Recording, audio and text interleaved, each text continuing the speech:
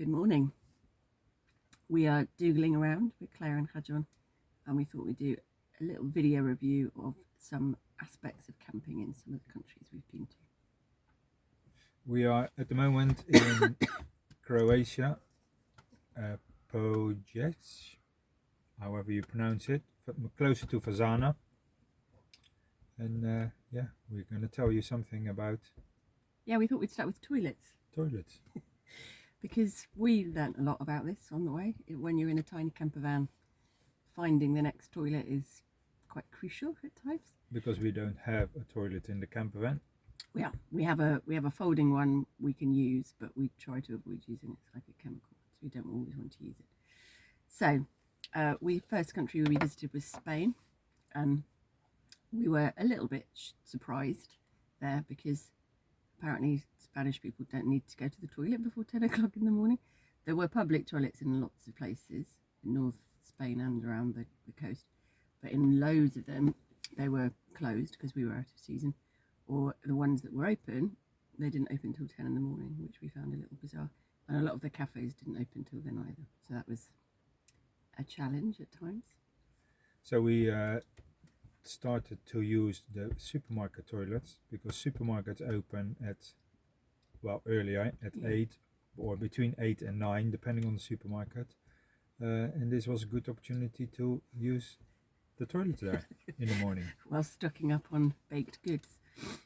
So next we were in Portugal, and it was a slightly similar story, but we did find there were a few more. We were around the coast quite a lot. There were a few more that were open a bit earlier, so the timing was less of an issue in Portugal, but still out of season, quite a lot of them around as we got close around the Algarve, because we were there in December, I think. A lot of them were completely locked up, even though it was quite busy areas with lots of tourists. So yeah, there was a challenge. We won't go into details. I've written more about it in a blog, but you don't really need to know. and again we used the supermarkets to use the toilets there. Yeah, quite often they had sort of supermarkets that were open from 9 a.m. to 9 p.m. with toilets, so that was quite helpful. So we knew where we were. All about planning. Yeah, stay the night in a supermarket car park to use the toilet in the morning. We did do that a few times with the rain, because there are lots of covered supermarket car parks as well, so we're keeping the rain off Dougal, which was nice. Maybe that we'll talk about that in another video. Yeah, we don't really know what we're doing. We're just trying this out. So our next country was Morocco. We weren't there for very long, but it didn't seem to be much of a problem there. We were on a campsite some of the time there anyway, or we were at a cafe, and they were very happy for us to use the toilets at the cafe we stayed at. We stayed in the car park there because they were open anyway, and they were around the back, so they were pretty chill about that. And in the tourist places, like we went to that Apollo's Cave, didn't we? And they had toilets there, so that it didn't seem to be a problem. There were a reasonable number of open ones. Yeah, that were free. I don't think they have seasons as such there because of the better weather and climate, I guess. different climate. Yeah. So obviously we were back in Spain then, but we've done Spain. We then went to France, so it's south of France, and this was a little bit of a surprise because we always sort of thought an experience of camping in France when I was a child.